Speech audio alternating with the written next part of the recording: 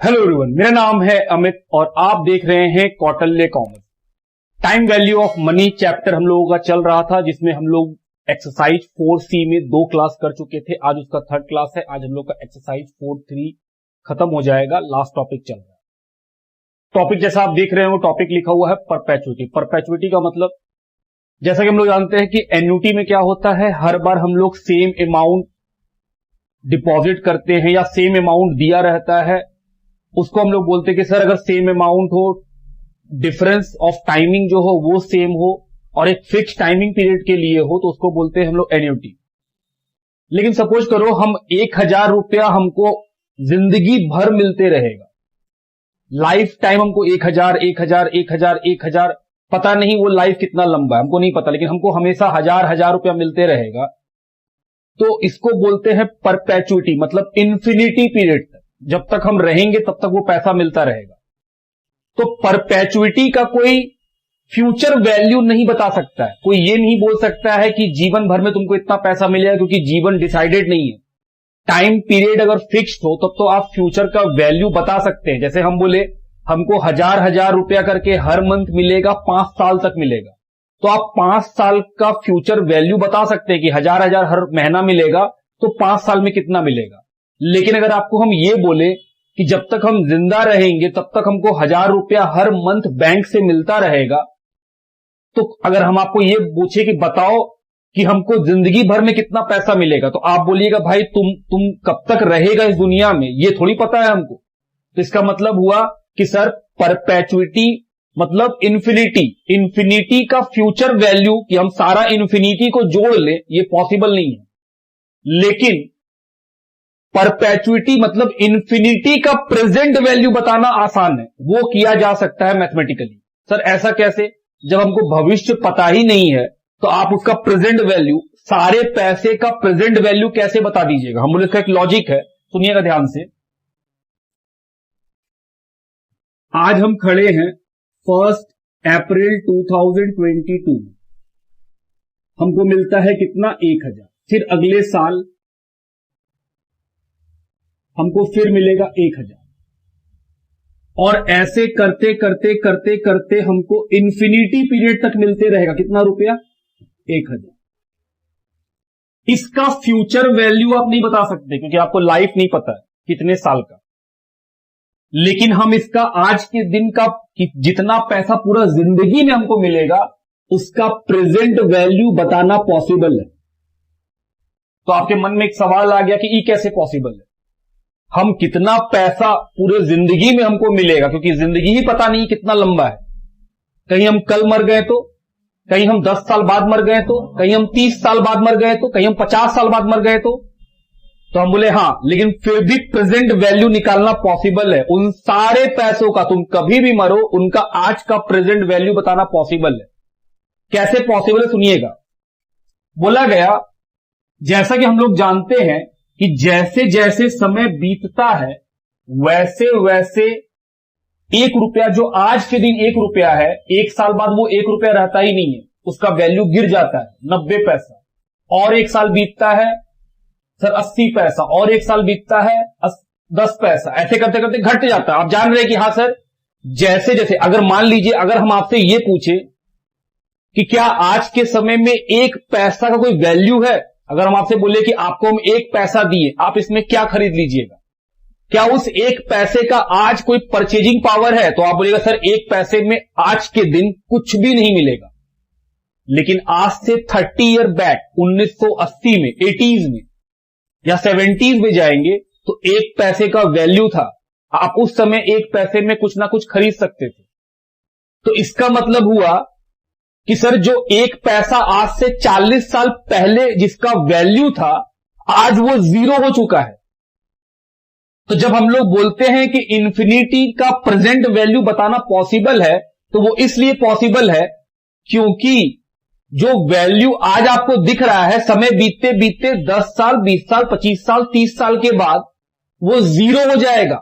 जैसे 1 पैसा का वैल्यू आज 0 है, अगर हम आपको हर साल 1 पैसा देते जाए तो आपके लिए 1 पैसा क्या है? 0। अगले साल फिर आपको 1 पैसा देंगे, 0 मिल रहा है। तो हम बोले सर जब तक किसी वैल्यू का, जिस अमाउंट का वैल्यू होता है तब तक तो वो जुड़ रहा है। जैसे ही एक बार वो जीरो हो जाए कि हां अब इसके लिए आपको जीरो पैसा मिलेगा, तो हम बोले सर जैसे ही जीरो मिल गया तो फिर आपको बाकी का फ्यूचर में तो जीरो ही मिलना है।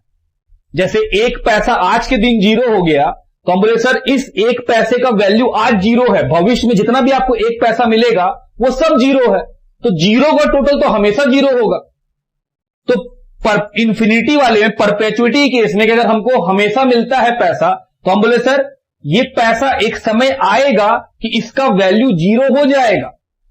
जिस दिन ये जीरो हो जाएगा उसके बाद का तो काउंटिंग करना ही नहीं है, क्योंकि उसके बाद तो सारे जीरो का टोटल जीरो ही होगा। तो जिस दिन जीरो हो जाएगा उससे पहले का एडिशन पॉसिबल है। तो परपेचुइटीज का फॉर्मूला दिया गया कि अगर कोई अमाउंट सेम हो, परपेचुइटी का भी नियम क्या है कि ये पॉसिबल कब है, जब आपका अमाउंट चेंज ना होता हो। अगर आपका अमाउंट हर बार चेंज कर जाएगा तो फिर आप प्रेजेंट वैल्यू ऑफ परपेचुइटी या इंफिनिटी नहीं बता सकिएगा। इसका पहला ही रूल यही है कि हर बार अमाउंट क्या होना चाहिए, सेम होना चाहिए, मतलब एन्युटी बनना चाहिए, और वो निरंतर लगातार बनते रहे एक फिक्स टाइम के बाद, कि हां हमेशा महीना में, साल में मिलते रहेगा, और पूरा जिंदगी जब तक है तब तक मिलते रहेगा, तब उसका प्रेजेंट वैल्यू निकालना पॉसिबल है। फॉर्मूला क्या दिया गया, बहुत सिंपल, बोला गया कि आपको present value of annuity in infinity निकालना हो, कि मतलब आपको परपेचुइटी का प्रेजेंट वैल्यू निकालना हो, तो जो अमाउंट ऑफ एन्युटी है उसको रेट ऑफ इंटरेस्ट से डिवाइड कर दीजिए, आपका आंसर आ गया। यही है आपके लिए क्या, हम बोले सर यही बन गया आपका परपेचुइटी का प्रेजेंट वैल्यू। क्या ऐसा कहीं और भी होता है, हम बोले हां ऐसा हम लोग का होता है। अकाउंट्स के चैप्टर में भी एक चैप्टर पढ़े होंगे, गुडविल का वैल्यूएशन, तो वहां पे भी कैपिटलाइजेशन मेथड में हम लोग सीखते हैं, तो वहां भी ऐसा ही करते हैं कि भविष्य में होने वाले सारे इनकम का आज का प्रेजेंट वैल्यू निकाल लेते हैं। वहां भी कुछ ऐसा ही काम करते हैं, तो आप बोलते हैं सर ये है आपका कैपिटलाइज्ड वैल्यू। तो उसी चीज को यहां भी लाया गया है, मेनली वो फॉर्मूला जो है वो मैथ से ही निकाला गया है। तो प्रेजेंट वैल्यू ऑफ परपेचुइटी मतलब इंफिनिटी का प्रेजेंट वैल्यू बताना पॉसिबल है। कैसे पॉसिबल है, क्योंकि हम लोग जानते हैं कि सर एक समय के बाद अमाउंट जो है, एक रुपया का वैल्यू, जैसे आपको एग्जांपल भी दिए कि 40 साल पहले एक पैसे का वैल्यू था, परचेजिंग पावर था, लेकिन आज के दिन में उसी एक पैसे का कोई वैल्यू नहीं है। अगर हम आपको एक पैसा दें और हम बोले एक पैसा तुमको आज देंगे, फिर एक पैसा अगले साल देंगे, तो आप बोलिएगा सर आप हमको जीरो दे रहे हैं, क्योंकि इससे हम कभी भी कुछ भी नहीं खरीद पाएंगे। तो एक बार फ्यूचर में कोई अमाउंट जीरो हो जाए तो उससे बाद का तो चीज हमको जोड़ना ही नहीं पड़ेगा, क्योंकि जीरो हो चुका है वो। इसके जीरो होने से पहले जितना अमाउंट है वो जोड़ लीजिए, वही उसका प्रेजेंट वैल्यू होगा। समझ रहे हैं मेरा बात। और फॉर्मूला बहुत सिंपल है। क्या फॉर्मूला है, ए मतलब क्या, जो एन्युटी अमाउंट है वो डिवाइड किससे कर देना है, रेट ऑफ इंटरेस्ट से। तो ए का मतलब रिसिप्ट और पेमेंट ईच पीरियड, जैसे हजार हमको मिल रहा है तो 1000 divided by rate of interest question बताएगा। दूसरा एक और है, present value of perpetuity with growth.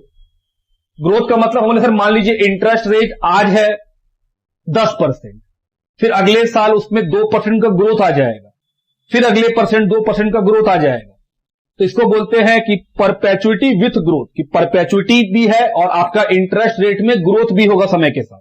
तो उस केस में हम लोग कैसे निकालते हैं, हम लोग बहुत सिंपल है, जो फॉर्मूला था वही लिखे हैं, उसमें बस डिवाइड में आर में माइनस क्या कर देना है, जी, ग्रोथ का रेट आपको माइनस कर देना है। जी का मतलब क्या है, ग्रोथ रेट। यही दो चीज परपेचुइटी के अंदर आपको पूछा जा सकता है। एक आपसे पूछ सकता है कि वो आपको क्या दे देगा, एन्युटी का अमाउंट दे देगा, रेट ऑफ इंटरेस्ट दे देगा, और आपसे पूछेगा बताओ प्रेजेंट वैल्यू क्या है परपेचुइटी का। और दूसरा क्या होगा कि वो ग्रोथ दे देगा, रेट ऑफ इंटरेस्ट दे देगा और एन्युटी का अमाउंट दे देगा, और वो आपसे पूछेगा बताओ परपेचुइटी का प्रेजेंट वैल्यू क्या है। तो हम बोले सर ग्रोथ का रेट और रेट रहेगा तो इस फॉर्मूला से सॉल्व कर लेंगे, और ग्रोथ नहीं रहेगा तो बस आपको सिंपल ये फॉर्मूला लगा देना है। हमारे इंस्टीट्यूट के बुक में 2-3 क्वेश्चन है इसका, उसको सॉल्व कर लेते ताकि क्लैरिटी आ जाए। फिलहाल आप इन दोनों फॉर्मूला को लिख लीजिए, आपको ये दोनों फॉर्मूला याद रखना है, लिखिए।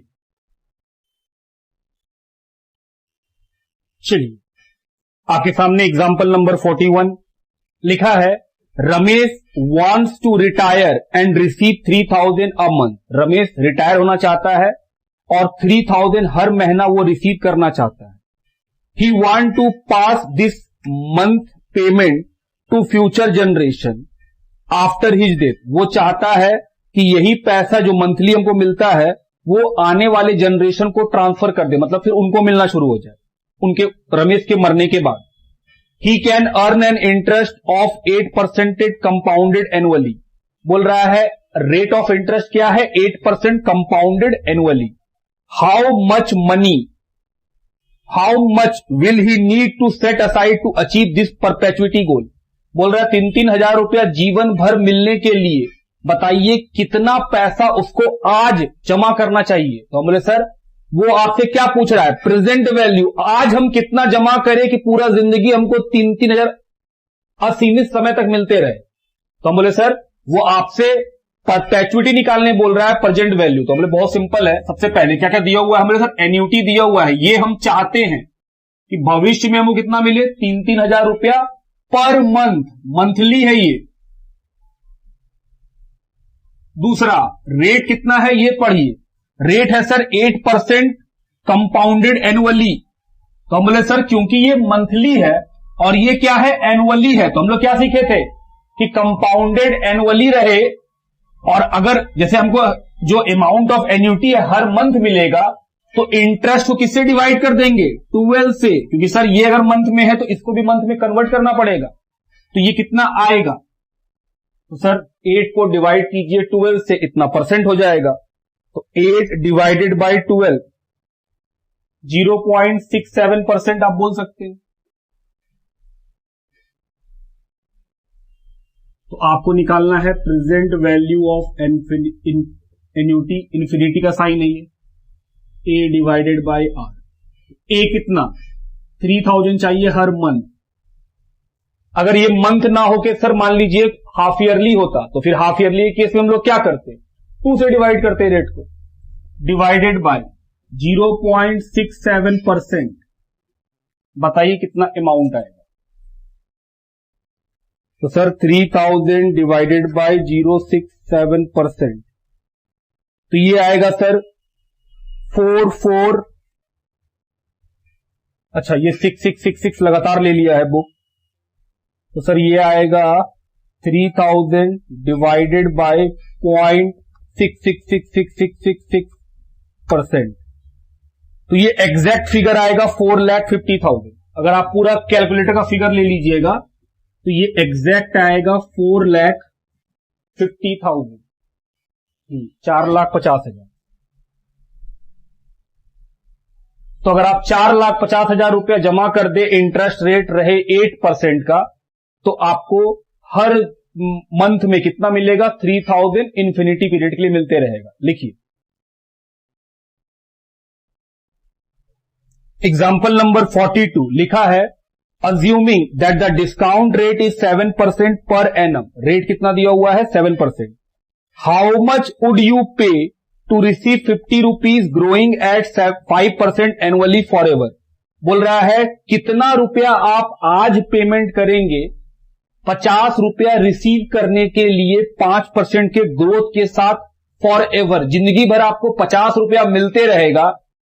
डिस्काउंटिंग रेट कितना है, 7%, और ग्रोथ का रेट कितना है, 5%, और जिंदगी भर आपको मिलना है फॉर एवर। तो सर वो आपको इस बार ग्रोथ वाला पूछा है, तो आप कौन सा फॉर्मूला लगा रहे होंगे, sir A divided by R minus G. A कितना है, 50 रुपया, हमको जीवन भर 50 रुपया लेना है। रेट कितना दिया हुआ है डिस्काउंट का, 7%, और ग्रोथ कितना दिया हुआ है, 5%। तो present value annuity with growth क्या होगा, ए divided by R minus G. ए है 50 रुपये, 7% माइनस 5%, तो 50 रुपया को 2% से डिवाइड कीजिए, मिल जाएगा आपको आंसर। 50 divided by 2%, 2,500 rupees. ये था एग्जाम्पल नंबर 42। लिखिए, चलिए एक्सरसाइज में चले, क्वेश्चन का नंबर है 13। लिखा है, a person desire to create a fund to be invested at 10% compound interest per annum to provide for a price of ₹300 every year. बोल रहा है एक आदमी चाहता है कि वो कुछ पैसा आज इन्वेस्ट कर दे 10% के रेट पे, और उससे उसको जिंदगी भर 300 रुपया हर साल मिलते रहे। तो बोले सर ये भी परपेचुइटी है। ए कितना है, 300, आर कितना है, 10%। क्योंकि ये एन्युटी पर एनम है, हर साल का है, तो रेट भी हर साल का ही दिया, कुछ करना नहीं पड़ेगा। क्या कोई टाइम का बात है? नहीं, परपेचुइटी में कोई टाइम होता ही नहीं है। तो ये 300 रुपए जीवन भर मिलना है, तो हम सर इसका प्रेजेंट वैल्यू निकाल सकते हैं आप। क्या फॉर्मूला से? ए को डिवाइड कर दीजिए आर से। आर कितना है? 10%। तो सर 3000 रुपया। देखिए ऑप्शन नंबर सी। तो परपेचुइटी के ऊपर सिर्फ 3 क्वेश्चन था, वो हम लोग सॉल्व कर लिए। अब हम लोग अगले टॉपिक की तरफ बढ़ेंगे, इसको लिखिए। चलिए अब हम लोग चलते हैं डिसीजन मेकिंग वाले क्वेश्चंस पे। मेनली ये क्वेश्चन किस तरह के होते हैं, जहां पे आपके सामने 2 चॉइसेस रखे जाएंगे कि आज इसको खरीद लेने में फायदा होगा या इसको किराए पे लेके इस्तेमाल करने में फायदा होगा। मान लीजिए हमको कोई मशीन का जरूरत है और हमको उसका रिक्वायरमेंट पता है कि देखो 5 साल के लिए चाहिए, उसके बाद हमको नहीं चाहिए, तो 5 साल उसको रेंट पे लेना फायदेमंद रहेगा या हम उस मशीन को आज परचेज कर ले, ये फायदेमंद रहेगा। तो करना क्या, बहुत सिंपल है। सबसे पहले तो ये देखना है कि आज उसका प्राइस क्या है, और दूसरा आपको देखना है कि अगर हम उसको रेंट पे लेते तो उस रेंट को तो हम फ्यूचर में पे करेंगे धीरे धीरे करके। तो हम बोले सर जो आज का कॉस्ट है ये तो प्रेजेंट वैल्यू है, जो रेंट पे हम लेंगे वो तो फ्यूचर वैल्यू है। तो हम लोग क्या करते हैं कि सर उस रेंट का प्रेजेंट वैल्यू निकाल लेते हैं, क्योंकि आज मान लो कोई मशीन हम 5000 में खरीद सकते हैं, लेकिन उसका रेंट अगर हम देने जाएंगे तो 5 साल में 6000 रुपया देना पड़ेगा, 1200 करके। तो 5 साल में 6000 और आज के दिन 5000, क्या दोनों का कंपैरिजन सही है? जवाब है नहीं। कंपैरिजन हमेशा सेम टाइम पे होता है। तो क्योंकि कॉस्ट ऑफ बाइंग, खरीदने का कीमत आज का है और रेंट हमको फ्यूचर में धीरे धीरे देना पड़ता है, तो रेंट और कॉस्ट का कंपैरिजन ही गलत है। कंपैरिजन कब ठीक होगा? जब ये रेंट का प्रेजेंट वैल्यू इस कॉस्ट के प्रेजेंट वैल्यू से कंपेयर होगा। तो कॉस्ट ऑफ बाइंग तो प्रेजेंट वैल्यू पे ही है, क्या प्रेजेंट वैल्यू पे नहीं होता है? रेंट। तो सर हम लोग उसका प्रेजेंट वैल्यू निकाल लेंगे। लास्ट क्लास में सीखे भी हैं कि प्रेजेंट वैल्यू कैसे निकालते हैं। जब दोनों निकल जाएगा तो फिर जो हमको सस्ता पड़ेगा हम वो डिसीजन ले लेंगे। मान लो कॉस्ट ऑफ बाइंग है 5000 और उसका रेंट निकल के आया 4800, उसका प्रेजेंट वैल्यू, तो हम बोलेंगे सर रेंट पे ले लीजिए, ज्यादा बेहतर है, क्योंकि खरीदने से जो आज का वैल्यू है उसके मुकाबले में रेंट आपको सस्ता पड़ेगा। फ्यूचर में आपको रेंट अधिक क्यों दिखता है? क्योंकि सर समय बीत रहा है। अगर उसी रेंट का आज हम प्रेजेंट वैल्यू निकाल ले तब हम कंपेयर कर पाए, इन दोनों में जो छोटा होगा मेरा डिसीजन वही होगा। अगर मेरा रेंट सस्ता पड़ा तो हम रेंट को बोलेंगे रेंट करना बेहतर है, और अगर मेरा कॉस्ट कम पड़ा तो हम बोलेंगे सर बाइंग करना बेहतर ऑप्शन होगा। समझ रहे हैं मेरा बात आप? कि सर ये तो बहुत सिंपल हो गया कि बाय और रेंट के क्वेश्चन में बस करना क्या है, कॉस्ट तो आज के वैल्यू में है, जो मेरा रेंट है वो क्योंकि फ्यूचर में देना पड़ेगा, तो उन सभी को पुल करके उनका प्रेजेंट वैल्यू निकाल लीजिए। प्रेजेंट वैल्यू कैसे निकालते हैं डिस्कस कर चुके हैं ऑलरेडी हम लोग। तो सर जब प्रेजेंट वैल्यू मिल जाएगा तो फिर हम लोग क्या ले पाएंगे, डिसीजन ले पाएंगे। एक और भी इसी में टाइप होगा, सुनिएगा ध्यान से। हम एक मशीन मान लीजिए खरीदे हैं, कितने रुपए में? 1000 रुपया में। इस मशीन का लाइफ है 5 साल और इस मशीन से हमको हर साल 1500 रुपया का सेविंग्स होगा। इस मशीन को लगाने से मेरा जो सेविंग्स है वो ईयरली कितना है? 1500। तो 5 साल में कितना सेविंग होगा? 7500। तो क्वेश्चन आपसे पूछेगा बताइए ये मशीन खरीदना चाहिए या नहीं चाहिए। हम बोले सर सेम बात है, रेंट के जगह मेरा सेविंग है इस बार। तो हम बोले सर 5000 रुपया का, सॉरी 1000 रुपया का, सॉरी क्या बोलता है, क्या बोले थे हम, कॉस्ट ऑफ मशीन 5000 कर दीजिए। सर कॉस्ट ऑफ मशीन है 5000 और उससे सेविंग कितना होगा हर साल? 1500 कितने साल तक? 5 साल तक। मशीन का लाइफ बस 5 साल है। तो हम बोले सर कॉस्ट ऑफ मशीन 5000, जो मेरा सेविंग फ्यूचर में होगा उस सेविंग को प्रेजेंट में ले आइए कि भाई जो 1500 रुपया 5 साल तक होगा तो वो अगर आज के दिन में उसका प्रेजेंट वैल्यू निकाल ले तो 5000 का चीज खरीदे और आज हमको कितना सेविंग का प्रेजेंट वैल्यू है उससे कंपेयर कर लीजिए। अगर हम खरीदे हैं 5000 में और मेरा सेविंग्स का प्रेजेंट वैल्यू 5200 आएगा तो हम कहेंगे सर ये मशीन को खरीदना फायदेमंद है, क्योंकि इससे आपका जो सेविंग है, जितना आप लगाइएगा उससे अधिक का सेविंग करवा देगा। लेकिन अगर मान लो हम 5,000 का मशीन लगवाएं और मेरा सेविंग्स का प्रेजेंट वैल्यू 4,000 आया, तो फिर कहीं से भी लॉजिकल नहीं है, कोई नहीं बोलेगा खरीदो, क्योंकि 5,000 लगा के 4,000 बचाना, ये कहां का लॉजिक है। तो इसीलिए हम लोग उसमें भी डिसीजन मेकिंग कर सकते हैं कि हां मशीन को लगवाना बेहतर है या नहीं है, तो सेविंग का प्रेजेंट वैल्यू निकाल लीजिए और कंपेयर कर लीजिए, उससे भी आप बता सकते हैं कि हां इस मशीन को लगवाना चाहिए या नहीं लगवाना चाहिए। बात समझते हैं आप मेरा? तो यह तरीका होता है कि सर कॉस्ट दिया रहेगा, रेंट या सेविंग का प्रेजेंट वैल्यू निकालिए, कंपेयर कीजिए, आपका सामने आपके आंसर आ जाएंगे। ठीक बात, इस बात को आप लिख लीजिए, फिर हम लोग चलेंगे एग्जाम्पल की ओर। चलिए एग्जाम्पल नंबर 36 पे आइए। लिखा है ABC limited wants to lease out an assets costing 3,60,000 for a 5 year period. बोल रहा है एबीसी लिमिटेड एक एसेट्स को लीज पे लेना चाहता है, जिसका लीज कितना है 3,60,000 रुपया का 5 सालों का। It has a fix rental of 1,05,000 per annum payable annually starting from the end of first year. बोल रहा है इसमें एक और भी ऑप्शन है कि आप इसको रेंट पे भी ले सकते हैं, लेकिन रेंट कितना लगेगा 1,05,000 रुपया साल के अंत में, और कब तक लगते रहेगा, हर साल मतलब 5 सालों तक। Suppose rate of interest is 14% per annum compounded annually on which money can be invested by the company. Is this agreement favourable to the company. बोल रहा है बताइए क्या ये एग्रीमेंट फेवरेबल है कंपनी के लिए। हम बोले चलिए आइए समझते पहले डायग्राम से। हम बोले सर ये है मेरा ईयर 0, अगर हम यहां पे लीज पे ले तो 3,60,000 रुपया आपको आज देना पड़ेगा, और अगर हम रेंट पे ले तो 5 साल तक आपको रेंट देना पड़ेगा। कितना रेंट देना पड़ेगा 1,05,000 ईयर 2 में, ईयर 3 में, हर साल के एंड में ईयर 4 में, और फिर ईयर 5 में। हर साल कितना देना पड़ेगा 1,05,000।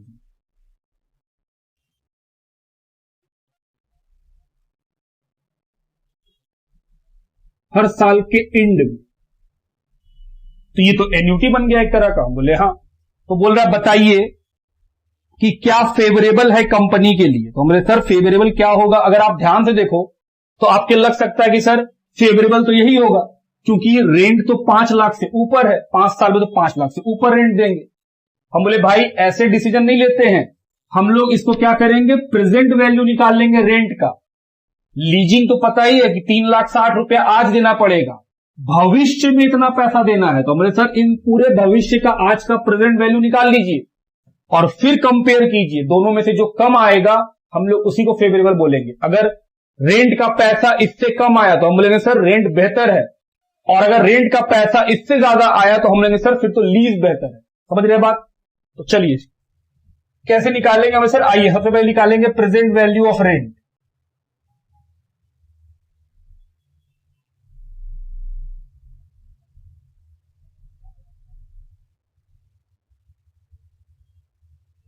तो सर प्रेजेंट वैल्यू ए इंटू पी,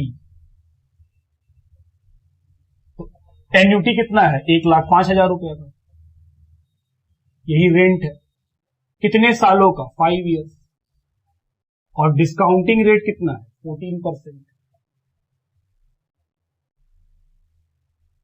ये क्या हो जाएगा 1 डिवाइडेड बाय 1 प्लस 14/100, पावर कितना आ जाएगा 5। ये सब हम लोग प्रीवियस क्लास सीख चुके हैं। 1.14 पावर 5। चलो सॉल्व करके बताइए, क्योंकि ये एन्युटी है सर तो जीटी करना मत भूलिएगा। तो सबसे पहले 1 डिवाइडेड बाय 1.14, कितना बार इक्वल टू दाबना है 5, 1 2 3 4 5, और फिर क्या प्रेस करना है जीटी। तो ये आएगा 3.43308009 इस तरह करके। तो मेरे सर 1,05,000 है, ये आएगा 3.433080 09 इस तरह करके आएगा, मल्टीप्लाई कर दीजिए 1,05,000 3,60,473.50। तो बताओ रेंट पे जो चीज है उसका प्रेजेंट वैल्यू है 3,60,473 और आज ही के दिन अगर हम लीज पे ले ले तो वो कितने मिल जाएगा 4,60,000। तो क्या लीज सस्ता है? हाँ, क्योंकि ये तो सर 473 रुपीज से अधिक आ रहा है, तो मेरे लिए क्या फेवरेबल माना जाएगा कि सर आप लीज पे ले लीजिए। तो यहां लिखेंगे लीज इज फेवरेबल।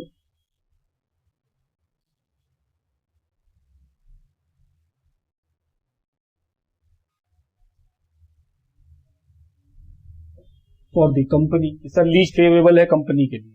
ये था क्वेश्चन एग्जांपल नंबर 36 का सोल्यूशन। लिखिए, चलिए अगले एग्जांपल की ओर बढ़े। एग्जांपल 37 लिखा है, A company is considering proposal of purchasing a machine either by making full payment of 4,000 और by leasing it for 4 year at an annual rate of 1250 रुपया, which course of action is preferable if the company can borrow money at the rate 14% compounded annually. बोल रहा है एक company पूछ रहा है कि आज एक मशीन का दाम है 4,000 रुपया दे के खरीद ले या फिर 1,250 रुपीज के 4 साल के लीज पे ले ले। 1250 तो क्या करेंगे हम? सर पहले आप इसका प्रेजेंट वैल्यू निकाल लीजिए, फिर कंपेयर कर लीजिए दोनों में से जो कम आएगा। अगर प्रेजेंट वैल्यू कम आया तो लीजिंग बेहतर ऑप्शन, और अगर प्रेजेंट वैल्यू ऑफ लीज महंगा पड़ा तो फिर अभी के समय पूरा पेमेंट करके खरीद लीजिए, वो ज्यादा अच्छा रहेगा। रेट ऑफ इंटरेस्ट कितना दिया हुआ है? 14% कंपाउंडेड एनुअली। हमने sir present value of lease निकाली।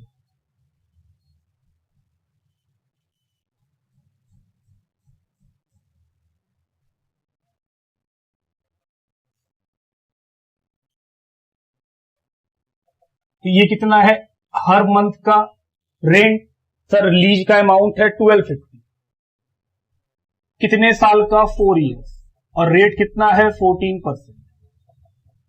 तो सर 1250 इंटू, इसको क्या लिख सकते हैं 1 divided by 1 plus R, R है 14 बाय 100 पावर एन, एन कितना है 4। 1250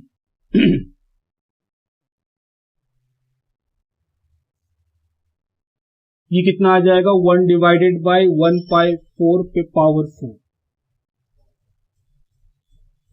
चलिए सॉल्व कीजिए। तो 1 डिवाइडेड बाय 1.14 कितना बार इक्वल टू 4 बार, 1 2 3 4, और फिर क्या प्रेस करेंगे जीटी। तो ये आएगा सर 2.9137, मल्टीप्लाई कर दीजिए 1250 से, 3642.14। तो अभी के समय अगर इस लीज का प्रेजेंट वैल्यू देखा जाए तो वो कितना है 3642, जबकि अभी आपको कितना देना पड़ेगा 4,000। क्या बेटर है? सर लीज पे ले लीजिए, लीज सस्ता पड़ेगा आपको। यहां लिखेंगे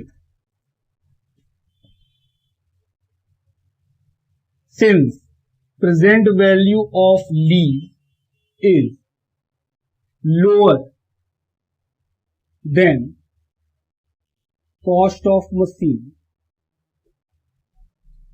सो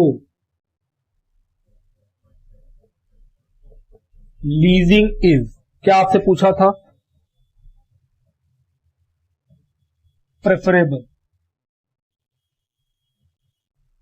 कि सर लीज पे लेना ही प्रेफरेबल होगा। तो ये था एग्जांपल 37। लिखिए एग्जाम्पल नंबर 38 लिखा है, a machine can be purchase for 50,000। बोल रहा है एक मशीन को आप 50,000 में परचेज कर सकते हैं। Machine will contribute 12,000 per year for the next 5 year. बोल रहा है इस मशीन से आप 12,000 रुपया हर साल कमा लीजिएगा। अज्यूम बोरोइंग कॉस्ट इज 10% पर एनम कंपाउंडेड एनुअली। बोल रहा है ये मानिए कि जो बोरोइंग कॉस्ट है, मतलब रेट ऑफ इंटरेस्ट है, वो है 10% हर साल compounded annually. Determine whether the machine should be purchase और नॉट। बोल रहा बताइए मशीन खरीदना चाहिए या नहीं। बोले आइए, आज के दिन मशीन का प्राइस कितना है? 50,000।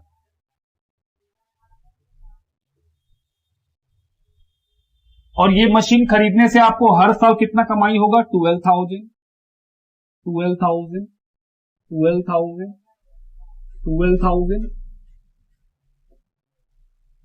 तो देखने में लग रहा है कि सर 50,000 लगा के 60,000 कमा लीजिएगा आप। तो हम बोले ये तो भविष्य कमाई है। कंपैरिजन कब होगा कि सर जो भविष्य में कमाएंगे उसका प्रेजेंट वैल्यू क्या, तब ना आप कंपेयर कीजिएगा 50 लगा के प्रेजेंट में कितना कमाए।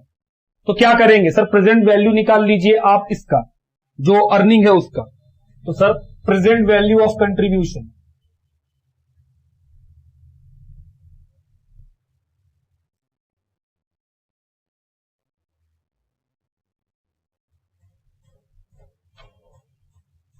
तो sir V is equal to A into P। A कितना सर? हर साल 12,000। कितने साल तक? 5 ईयर्स तक। और रेट ऑफ इंटरेस्ट दिया हुआ है 10% पर एनम कंपाउंडेड। तो 12,000, इसको क्या लिख सकते हैं? 1 divided by 1 plus R, R की जगह 10/100 पावर एन, एन कितना? 5। चलिए ये आ जाएगा 1 डिवाइडेड बाय 1.1 पे पावर 5। बताइए कितना आएगा सॉल्व करके? तो 1 डिवाइडेड बाय 1.1 इक्वल टू कितने बार दाबना है? 5 टाइम्स। तो सर 5 टाइम्स प्रेस कीजिए, 1 2 3 4 5, और फिर जीटी को प्रेस कर देंगे। 3.79 0786 मल्टीप्लाई कीजिए 12,000 से। 45,489.44। तो जो हम भविष्य में कमाएंगे उसका प्रेजेंट वैल्यू सिर्फ 45 है। 50,000 रुपया आज लगाएं और भविष्य का आज का कमाई निकाले तो वो सिर्फ 45 के बराबर आ रहा है। तो क्या हम लोग को मशीन खरीदना चाहिए? नहीं, क्योंकि सर 50,000 लगा के अगर हम 45 कमाएंगे तो फिर तो आपका डिसीजन ही गलत है। तो हम लोग क्या करेंगे? मैं सर मशीन को परचेज नहीं करेंगे, यहां लिख देंगे since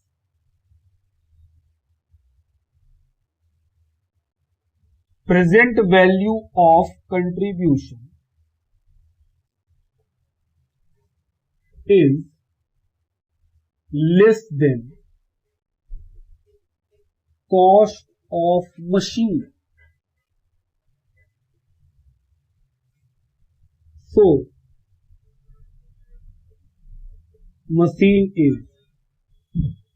not to be purchased।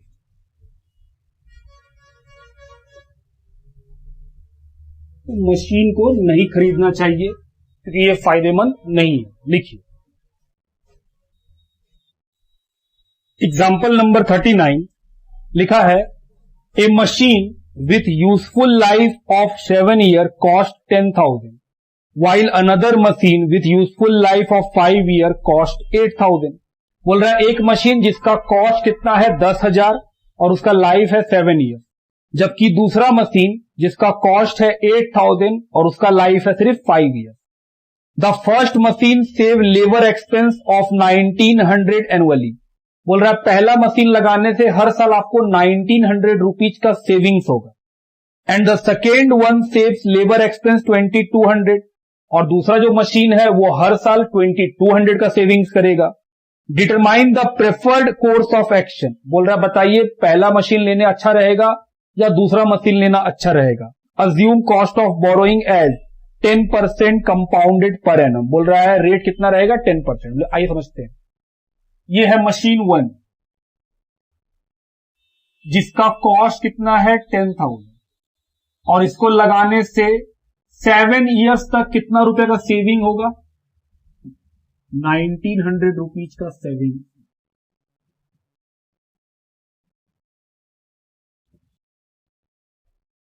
वही दूसरा मशीन, इसका कॉस्ट कितना है? 8,000 आज के दिन, इसको लगाने से सिर्फ 5 साल सेविंग होगी, क्योंकि लाइफ ही 5 साल है, लेकिन सेविंग कितने का होगा? 2200 का।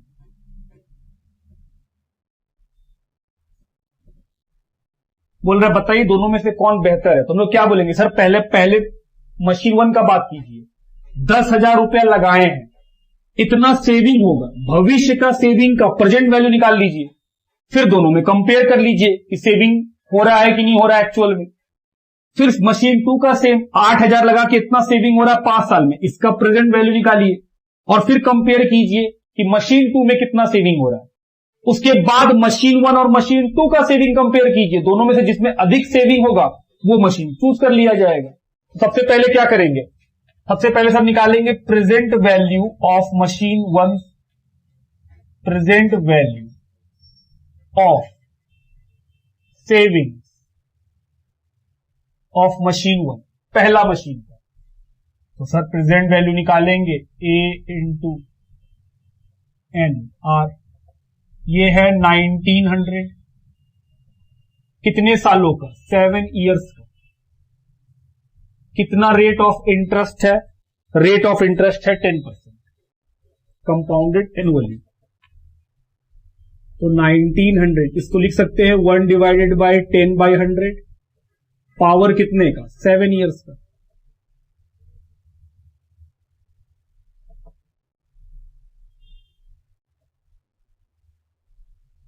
बताइए कितना आएगा ये? तो 1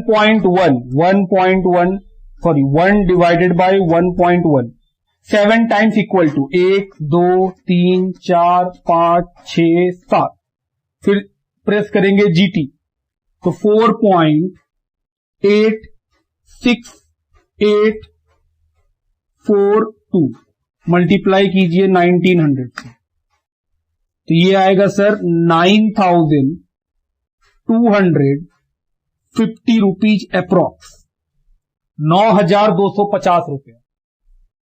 तो पहला मशीन लगाएं कितना है? 10,000, उससे कितना का फायदा होगा? सिर्फ 9,250। तो सर यहां तो कोई सेविंग हो ही नहीं रहा है, उल्टा आपको अधिक पे करना पड़ रहा है। तो अभी तक तो लग रहा है कि मशीन वन ठीक नहीं है, अब मशीन टू के लिए निकालिए। Present value of saving in machine to M2, तो sir V is equal to A into P N into R, 2200, N कितना? 5 ईयर्स, और रेट कितना? 10%। ये हो जाएगा 1 plus 10/100 power 5, 2200 1 divided by 1.1 power 5, 2200 into 1 divided by 1.1, 5 बार इक्वल टू, फिर GT press कर दीजिए, 3.79078 इंटू 2200, 8,340 रुपीज अप्रोक्स, 8,340 रुपया अप्रोक्स आपका क्या आया है? वैल्यू। तो 8,000 लगा के 8,340 रुपए का सेविंग हुआ। तो हम बोले सर यहां पे आप बोल सकते हैं कि मशीन टू में एक्चुअल में सेविंग है, क्योंकि 8,000 लगा करके 8,340 का फायदा होगा, तो नेट में 340 का फायदा हुआ। लेकिन मशीन वन में तो कोई फायदा था ही नहीं, 10,000 रुपया लगा के 9,250 का फायदा। तो सर मशीन वन में तो लॉस ही है हमको 750 का, लेकिन मशीन टू में क्या हो रहा है? फायदा कितने का? 340 का। तो क्या प्रेफर करेंगे? सर मशीन टू को प्रेफर करेंगे कि मशीन टू को परचेज करना चाहिए, since machine one does not result in saving and machine 2 result in saving. So machine 2 is preferred. कि सर मशीन 2 लेना चाहिए, लिखिए, थोड़ा स्क्रीन को नीचे करें।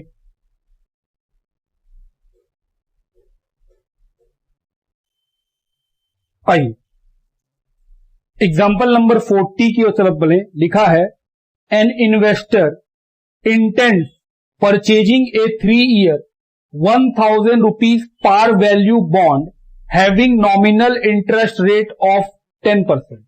बोल रहा है एक इन्वेस्टर है जो 3 ईयर का बॉन्ड खरीदना चाहता है। 3 ईयर बॉन्ड का मतलब 3 साल के बाद आपको पैसा वापस मिल जाएगा। जस्ट लाइक समझिए एफडी, कि सर आप एफडी किए हैं, 3 साल के बाद आपको वो पैसा वापस मिल जाएगा, और उस पर इंटरेस्ट कितना मिलेगा हर साल? 10% का सर आपको इंटरेस्ट मिलेगा। At what price the bond may he purchase now if he matures at par and the investor requires a rate of return of 14%।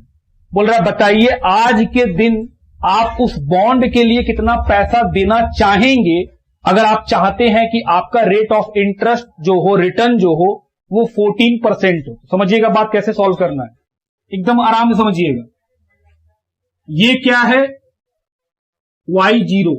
आपको ये जानना है कि इस दिन का प्राइस क्या होगा, तो Y0 का प्राइस जानना है, मतलब प्रेजेंट वैल्यू जानना है। क्या मिलेगा इस बॉन्ड से?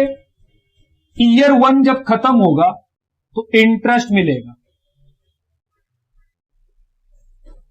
कितना इंटरेस्ट मिलेगा? हम बोले सर 10% के हिसाब से। तो 1,000 रुपया का बॉन्ड है, फेस वैल्यू कितना है? पार वैल्यू 1,000 है, उसका 10%, तो सर 1,000 का 10% 100 रुपया। अगला साल फिर बीतेगा, फिर हमको क्या मिलेगा? फिर से इंटरेस्ट मिलेगा। इंटरेस्ट तो वही रहेगा, कितना सर? 100 रुपया। तीसरा साल फिर बीतेगा, ईयर 3 बीत गया, फिर से क्या मिलेगा? इंटरेस्ट मिलेगा। कितने का? 100 रुपया। लेकिन ईयर 3 में एक और चीज मिलेगा। वो एक और चीज क्या मिलेगा? बोले सर जो बॉन्ड का 1,000 रुपया था वो मेच्योर होके 1,000 रुपया ही मिल जाएगा। जैसे एफडी जमा करते हैं तो इंटरेस्ट भी मिलता है, और जब समय खत्म होता है तो एफडी का पैसा वापस मिलता है। तो हम 1,000 रुपया का बॉन्ड जो है उस पर हमको 100 रुपया 3 साल तक इंटरेस्ट भी मिलेगा, और जब ये साल आएगा तो हमको क्या मिल जाएगा? हम बोले सर आपको आपका वापस पैसा ही मिल जाएगा। हम बोले सर आपका प्रिंसिपल भी मिल जाएगा, जो कितने का है? 1,000 रुपीज का। तो 3rd ईयर में 2 चीज मिलेगा। बोल रहा है बताइए कितना पैसा आप इसके बदले देना चाहेंगे। हम क्या बोलेंगे? सर हमको यहां का दाम निकालना है, तो आप इसका प्रेजेंट वैल्यू कीजिए, इसका प्रेजेंट वैल्यू कीजिए, और फिर 100 रुपया और 1,000 रुपया, इन दोनों का प्रेजेंट वैल्यू यहां ले आइए और तीनों को जोड़ दीजिए, आ गया आपका आंसर। समझ रहे मेरा बात?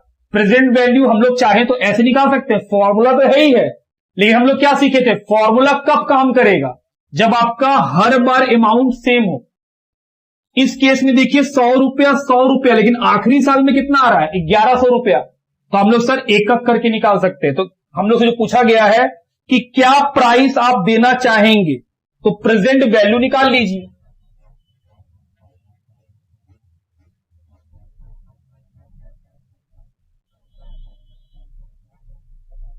क्या सीए साहब इस बार हम कोई फॉर्मूला लगाएंगे? ना, इस बार फॉर्मूला क्यों नहीं लगाएंगे? क्योंकि सर आपका अमाउंट 3rd ईयर में बदल गया है, हर बार सेम होगा तब ना एन्युटी बोलिएगा। यहां तो 100 रुपया 100 रुपया फिर 1100, तो आराम से पहले पहला साल वाला इसको एक साल पीछे लाएंगे। क्या लिखेंगे? Sir 100 rupees divided by 1 plus are.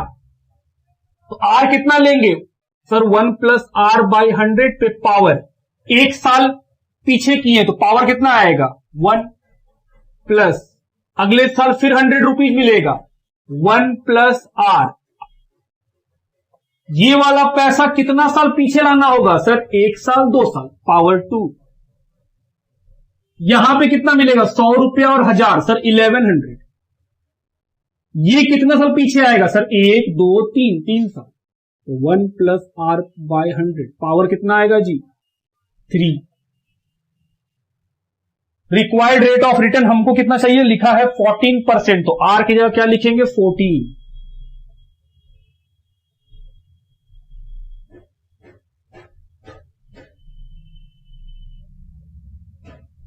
Power 2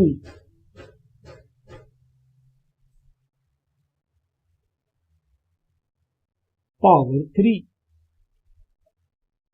तो 100 डिवाइडेड बाय 1.14, पावर कितने का 1 का, 100 डिवाइडेड बाय 1.14 डिवाइड पावर 2 और 1100 डिवाइडेड बाय 1.14 पावर 3।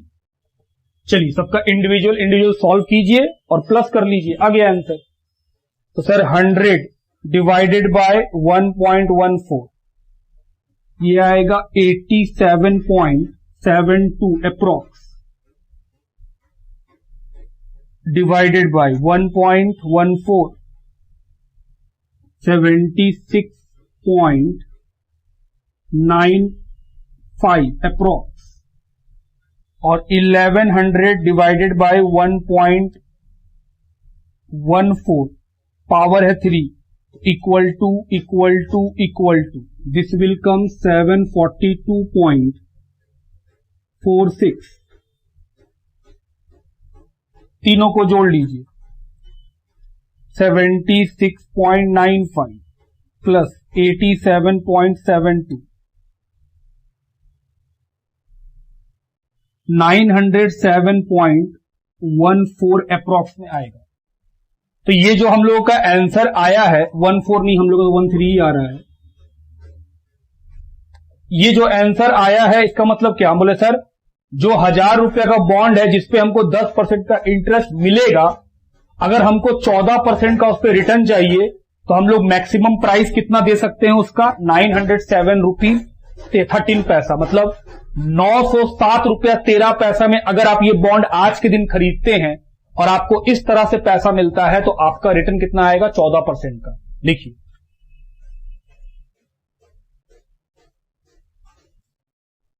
चलिए लास्ट टॉपिक है, ये क्या है, नेट प्रेजेंट वैल्यू। हालांकि ये सब आपका सीए इंटर में एफएम के अंदर बहुत एक्सप्लेन करके समझाया जाता है।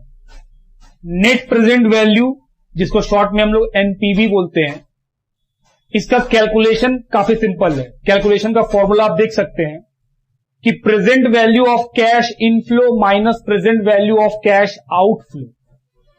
मान लीजिए हम एक मशीन खरीदे हैं 1 लाख रुपया में, तो ये क्या है मेरा कैश आउटफ्लो। आउटफ्लो का मतलब क्या कि जो आप पैसा स्टार्टिंग में लगा दिए, ईयर 0 पे हम पैसा लगाएं 1 लाख, उससे हमको हर साल कुछ ना कुछ इनकम होगा।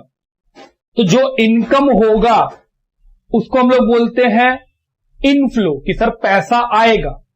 तो जो पैसा हम फ्यूचर में कमाएंगे उस पैसे का आज का प्रेजेंट वैल्यू और आज जो पैसा लगाए हैं जो है कैश आउटफ्लो, उन दोनों के डिफरेंस को बोलते हैं एनपीवी, नेट प्रेजेंट वैल्यू। तो इसका मतलब हुआ कि सर प्रेजेंट वैल्यू निकालना है, भविष्य में जो इनकम होगा उसका प्रेजेंट वैल्यू माइनस क्या कर देंगे, जो आउटफ्लो हुआ है उसका प्रेजेंट वैल्यू। तो जो स्टार्टिंग डे में पैसा लगाते हैं वो तो प्रेजेंट ही वैल्यू है, लेकिन फिर भी हम यहां लिखे हैं present value of cash outflow. ऐसा क्यों, क्योंकि सर मान लीजिए एक मशीन खरीदे 1 लाख रुपया का, तो ये मेरा क्या है आज के दिन का आउटफ्लो, इतना पैसा दिए और मशीन खरीद लिए। फ्यूचर में हमको इससे क्या होगा, पैसा जनरेट होगा, इनकम जनरेट होगा, पैसा इनफ्लो कराएंगे, इससे पैसा कमाएंगे हम। लेकिन 2 साल के बाद हमको इस मशीन के ऊपर 20,000 रुपीज का और खर्चा करना पड़ा। तो जो 20,000 रुपया का हम खर्चा किए हैं 2 साल के बाद, वो भी क्या है, आउटफ्लो है। क्योंकि वो आउटफ्लो है तो सर वो 2 साल के बाद हुआ है, तो हमको उस 2 साल के बाद का भी क्या निकालना पड़ेगा, प्रेजेंट वैल्यू। तभी तो आप ईयर 0 पे आ पाइएगा। प्रेजेंट वैल्यू जो निकालते वो क्यों निकालते, ईयर 0 पे आने के लिए। तो जो आउटफ्लो इनिशियली होता है वो तो 0 ईयर पे हुआ है, लेकिन 2 साल के बाद भी अगर कोई आउटफ्लो हो जाए तो उस आउटफ्लो को भी तो पुल करके ईयर 0 पे लाना पड़ेगा। तो वो वाला आउटफ्लो का प्रेजेंट वैल्यू निकालना पड़ेगा। बाकी प्रेजेंट वैल्यू कैसे निकालते हम लोग जानते हैं। तो हम बोले सर अगर मेरा एनपीवी 0 से ज्यादा आया तो उस प्रपोजल को एक्सेप्ट कर लिया जाएगा कि सर ये सही है, और अगर हम लोग का नेट प्रेजेंट वैल्यू मतलब ये सॉल्व करने के बाद लेस देन 0 आ गया, मतलब नेगेटिव में आ गया, तो हम लोग वैसे प्रपोजल को रिजेक्ट कर देते हैं। नेगेटिव आने का मतलब क्या, हम लगाएं 1 लाख रुपया, उससे कमाई होगा 90,000, तो 10,000 का लॉस ही है, तो ऐसा प्रपोजल को एक्सेप्ट क्यों करेंगे। और एनपीवी ग्रेटर देन 0 का मतलब क्या कि मेरा इनफ्लो ज्यादा होगा, आउटफ्लो कम होगा, तो हम सर 1 लाख लगा के 1,20,000 कमाएंगे, तो 20,000 रुपए जो एक्स्ट्रा कमाए हैं वो मेरे लिए फायदेमंद है, तो हम बोलेंगे सर आप उसको एक्सेप्ट कर लीजिएगा। बाकी प्रेजेंट वैल्यू कैसे निकालते हैं वो हम लोग जानते हैं कि सर जो अमाउंट रहेगा डिवाइडेड बाय 1 + R/100 पे पावर n, डायग्राम बना के हमेशा सॉल्व करेंगे तो और आसान लगेगा। इस बात को आप लिख लीजिए, फिर हम लोग आते हैं क्वेश्चन पे। क्वेश्चन का नंबर क्या है, एग्जाम्पल का नंबर है 43। इसके ऊपर एक एग्जाम्पल दिया हुआ है, एग्जाम्पल का नंबर है 43। ध्यान से सुनिए क्या है क्वेश्चन। बोल रहा है compute the net present value of A project with A net investment of 1 lakh. बोल रहा है नेट प्रेजेंट वैल्यू बताइए, नेट इन्वेस्टमेंट किए हैं 1 लाख, मतलब पैसा का आउटफ्लो 1 लाख रुपए लगाए हैं, and net cash flow year 1 55,000, year 2 80,000, year 3 15,000। Further the company cost of capital is 10%। बोल रहा है 3 साल आप इससे पैसा कमाइएगा, पहले साल में 55, सेकेंड ईयर में 80 और थर्ड ईयर में 15,000। कॉस्ट ऑफ कैपिटल कितना है 10%। तो बताइए नेट प्रेजेंट वैल्यू क्या होगा। सबसे पहले आप ड्राइंग समझ डायग्राम देख लीजिए। ये है मेरा ईयर 0, यहां पे हम इन्वेस्टमेंट किए, ये क्या है मेरा, हम सर ये आपका कैश आउटफ्लो है, पैसा गया कितने का 1 लाख। तो क्या ये जो 1 लाख है ये प्रेजेंटिव वैल्यू है, हाँ हम ईयर 0 पे खड़े तो प्रेजेंटिव वैल्यू है, तो हम लोग को आउटफ्लो का प्रेजेंट वैल्यू चाहिए, वो दिया हुआ है 1 लाख। फिर इनफ्लो बताया है ईयर 1, ईयर 2, पहले साल के अंत में, दूसरे साल के अंत में और तीसरे साल के अंत में। पहले साल में कितना इनफ्लो है 55,000, दूसरे साल में 80,000, तीसरे साल में 15,000। तो हम बोले सर इसका प्रेजेंट वैल्यू निकालेंगे, ये क्या है, हम बोले सर ये इनफ्लो है कैश का। तो हम बोले सर आउटफ्लो तो मालूम है, हम लोग को क्या निकालना है नेट प्रेजेंट वैल्यू। वो कैसे निकलेगा, present value of inflow minus present value of cash outflow. ये तो पता है 1 लाख, क्या नहीं पता है प्रेजेंट वैल्यू ऑफ इनफ्लो। तो हम बोले सर आपको निकालना चाहिए प्रेजेंट वैल्यू ऑफ इनफ्लो। तो ये जो पहला साल कमाए हैं इसका प्रेजेंट वैल्यू निकालने के लिए इसको कितना साल आगे आना पड़ेगा, 1 साल, इसको सर 2 साल खींचना पड़ेगा और इसको 3 साल खींचना पड़ेगा। रेट कितना चल रहा है 10%। ये तो सिंपल सा बात है सर। तो प्रेजेंट वैल्यू ऑफ इनफ्लो, क्या यहां फॉर्मूला लगा सकते हैं, बिल्कुल नहीं। फॉर्मूला के लिए सर एन्यूटी होना चाहिए, वो भी सेम अमाउंट का, सेम अमाउंट तो है नहीं, तो सर इंडिविजुअली आपको पीछे लाना पड़ेगा। तो 55,000 डिवाइडेड बाई 1 + R कितना है 10%। पहला वाला जो है वो कितना साल पीछे आया, मतलब सर 1 साल, तो पावर 1 1 साल प्लस अगला अमाउंट 80,000, 1 + 10/100। ये पैसा ईयर 2 में कमाए, हमको प्रेजेंट में आना है, तो कितना साल पीछे आना पड़ेगा सर 1 और 1 2 साल। तीसरा 15,000, कितना साल पीछे आना पड़ेगा सर 1 2 3 साल, तो 1 + पावर 3। तो सर 55,000 डिवाइडेड बाय ये कितना हो जाएगा 1.1, 80,000 1.1 पे पावर 2 और 15,000 पावर 3। चलिए सॉल्व किया जाए इंडिविजुअल सभी को और बताया जाए। तो 55,000 डिवाइडेड बाय 1.1, सर ये तो आएगा 50,000। 80,000 डिवाइडेड बाय 1.1, एक बार इक्वल टू, दूसरा बार इक्वल टू 66,116 अप्रोक्सीमेट, और 15,000 डिवाइडेड बाय 1.1 इक्वल टू 3 बार, 1 2 3, ये आएगा सर 11,269 अप्रोक्स। जोड़ लीजिए, तो 50,000 प्लस 66,116 प्लस 11269, ये क्या हो गया, 50,000 प्लस 66,116 प्लस 11269, अमाउंट आएगा 1,27,385।